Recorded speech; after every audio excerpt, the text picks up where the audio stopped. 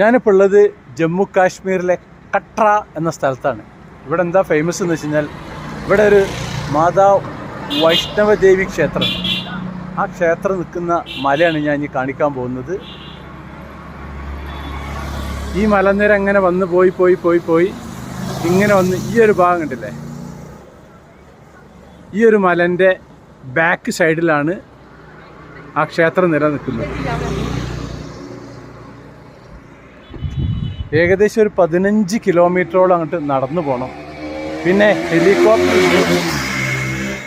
അതല്ലെങ്കിൽ പിന്നെ ഗോഡ, ഇവിടുത്തെ മറ്റേ കോവർക്കഴുതിൻ്റെ പുറത്ത് കയറിയിട്ട് നമുക്ക് അവിടേക്ക് എത്താം.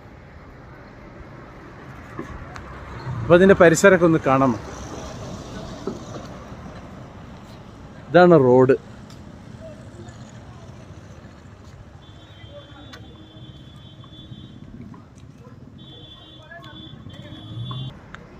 അപ്പോൾ ഇവിടുന്ന് നമുക്ക് മല ശരിക്കൊന്ന് കാണാം. ഇങ്ങനെ വന്ന് ഈ ഭാഗത്ത് എൻ്റെ ബാക്ക് സൈഡിലാണ് നമ്മൾ അമ്പലം നിൽക്കുന്നത്.